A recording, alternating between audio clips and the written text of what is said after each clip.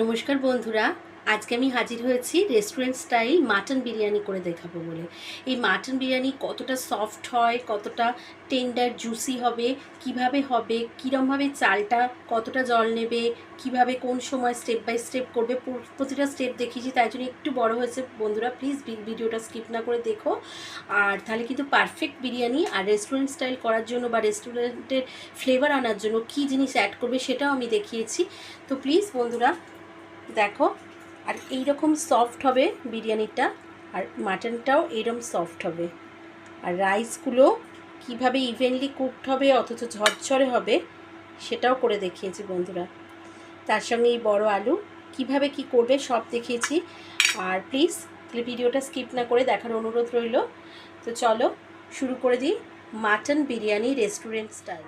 বিরিয়ানিতে যেমন মাটন বা চিকেন যেটাই হোক তোমরা খুব ভালো করে ম্যারিনেট করবে, সেটাই খেয়াল করবে। সবচেয়ে ভালোভাবে খেয়াল করবে, আমি কিন্তু সব কথাই একদম গুরুত্বপূর্ণ টিপসগুলো বলছি। সবচেয়ে ভালো, সবচেয়ে আগে করবে রাইসের ওপর। রাইস ঝরঝরে না হলে কিন্তু বিরিয়ানি একদমই ভালো হবে না।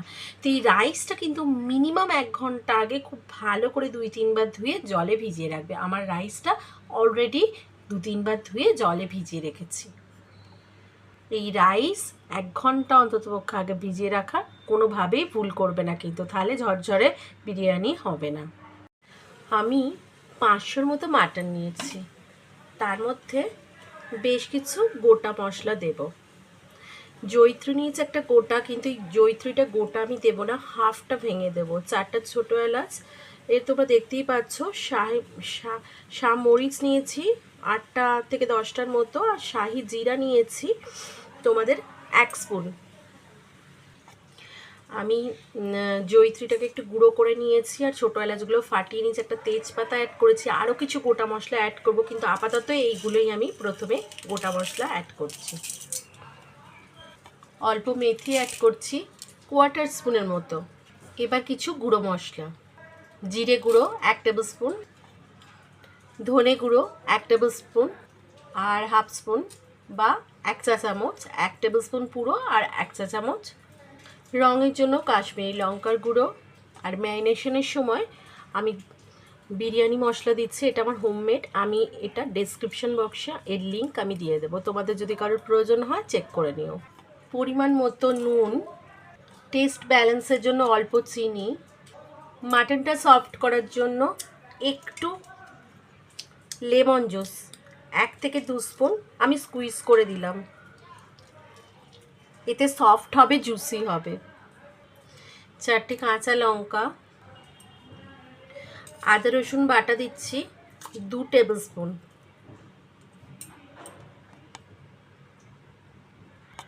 পেঁয়াজ বাটা 2 টেবিল স্পুনের একটু বেশি, 3 টেবিল স্পুন। ম্যারিনেশনের জন্য লাস্টে বেশ কিছুটা সরষের তেল দিচ্ছি, তোমরা তোমাদের পছন্দের তেল দিও। আমি সরষের তেল দিয়ে এটা ম্যারিনেট করব, সাদা তেলও দিতে পারো। দিয়ে খুব ভালো করে এটা আমি ম্যারিনেট করে নেব। এরপরেও আমি কিছু গোটা মশলা মেশাবো, কিন্তু সেটা এখন নয়, এই সময় নয়। এটা মিশিয়ে অন্তত 1 ঘন্টা মিনিমাম ম্যারিনেট করে রাখতে হবে।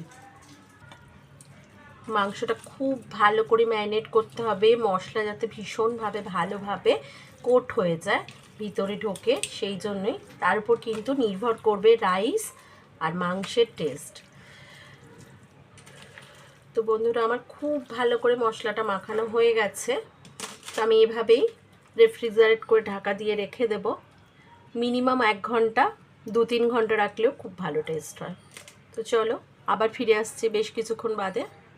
আমি 1 ঘন্টা বাদে চালটা একটা পাত্রের মধ্যে দিয়ে বসিয়ে দিয়েছি ফোটাতে। এই সময় 1 চামচ জিরা, 1 স্পুনের মতো নুন মানে পরিমাণ মতো, আর 1 স্পুন সাদা তেল ছড়িয়ে দেব। দিয়ে কতক্ষণ ফোটাতে হবে খেয়াল করবে বন্ধুরা, আমি সব স্টেপ কিন্তু বলে দেবো একদম পারফেক্ট করার জন্য।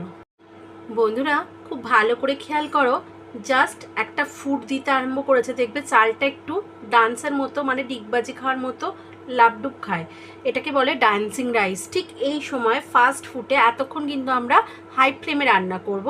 এই যে দেখো আস্তে আস্তে ফুট দিচ্ছে। এই সময় আমরা ফ্লেম অফ করে দেবো। আমি কিন্তু দমপক করছি কাচ্চি বিরিয়ানি। এইটা করার এইটাই রেসিপি, একদম ঝরঝরে। আমি ফ্লেম অফ করে দিলাম। এবার এটা ড্রেন আউট করে দেবো, মানে ফ্যানটা পুরোপুরি ঝেড়ে মিলে দেবো। বন্ধুরা দেখো, আমি কিন্তু এটা পুরো ড্রেন আউট করে নিয়েছি, মানে ফ্যানটা পুরো মাঠটা ঝেড়ে নিয়েছি। এবার এটা ছড়িয়ে রাখবো।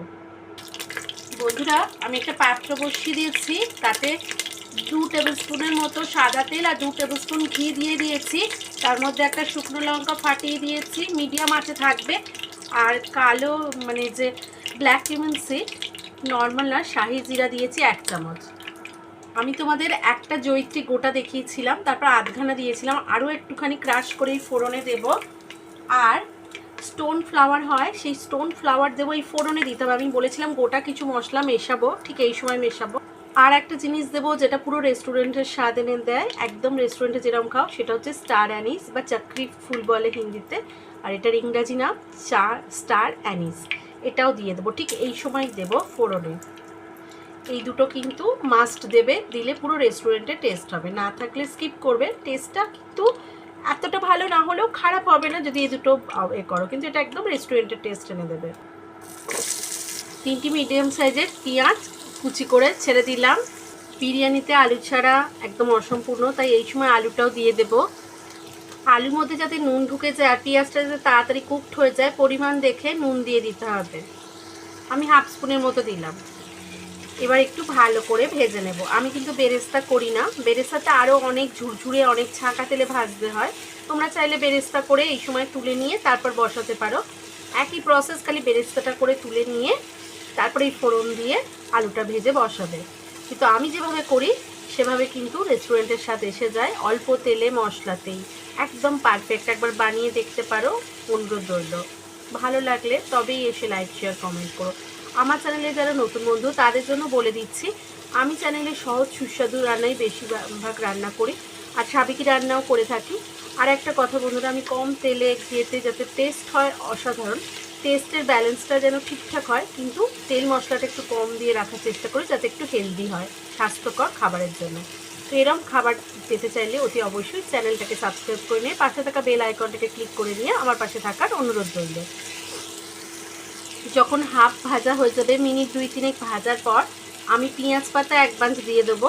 এটা কিন্তু একদম অপশনাল, কিন্তু দিলে ভীষণ ভীষণ টেস্ট হয়, আর এটা হেলদি ও সবজি মিশছে। আর পেঁয়াজকালির সময় কিন্তু আমি পেঁয়াজকালি দিই, এখন পেঁয়াজকালির সময় নয় বলে পেঁয়াজ পাতা দিলাম। এটা কিন্তু একদম অপশনাল, যার পছন্দ হবে না সে স্কিপ করে দেবেন। আমার ভালো লাগে বলে আমি অ্যাড করে দিই। আমি পেঁয়াজকালির সময় পেঁয়াজকালি অ্যাড করি। এই সময় আমি আরও একটা জিনিস অ্যাড করি, হাফটা কুচনো ক্যাপসিকাম, বড় ক্যাপসিকামের হাফটা দিয়ে দিলাম। এটাও খুব ভালো ফ্লেভার আনে, খুব টেস্ট হয়। মাটন বা চিকেনের মধ্যে যখন এই ফ্লেভারগুলো ঢুকে যায় আর রাইসের মধ্যে, তখন কিন্তু ভীষণ ভীষণ টেস্টি হয় বলে আমি বারবার বানাই। আর আমি বানিয়ে একটা এক্সপেরিমেন্ট করেই আমি কিন্তু এটা এই সিদ্ধান্তে এসেছি, আর তাই তোমাদের সঙ্গে শেয়ার করছি। ফিরে এলাম 10 মিনিট পরে। এবারে টেম্পারেচারটা কমিয়ে লোয়ে করে দিয়ে আরও 20 মিনিট করব। ফিরে আসছি 20 মিনিট পর। আবার ফিরে এলাম 20 মিনিট পর। এবার আমি ফ্লেম অফ করে দিচ্ছি, দিয়ে 10 মিনিট, 5 থেকে 10 মিনিট একটু ভেতরের ভেপারটা হতে বসিয়ে রাখবো। তারপর আমি খুলে ঢাকা খুলে দেখাবো। ফিরে এলাম 10 মিনিট পর। এবার ঢাকা খুলে দেবো।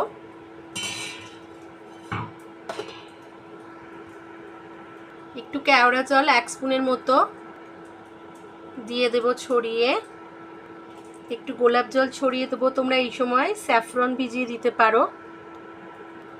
বাড়ির তৈরি আমি একটু ঘি 1 স্পুনের মতো চারদিকে ছড়িয়ে আরও একটু ফ্লেভারটা ভালো করার জন্য দিলাম।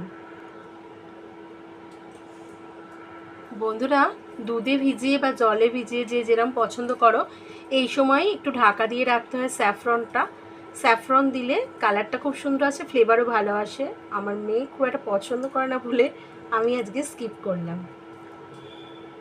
ঠিক আছে বন্ধুরা, এবার দেখো রাইস কিরম হয়েছে। দেখো প্রত্যেকটা ইভেনলি কুকড হয়েছে। আমি সার্ভ করে দেখাচ্ছি, তবুও একবার দেখাচ্ছি। তোমরা আগেই দেখে নাও। এবার সার্ভ করে দেখাবো।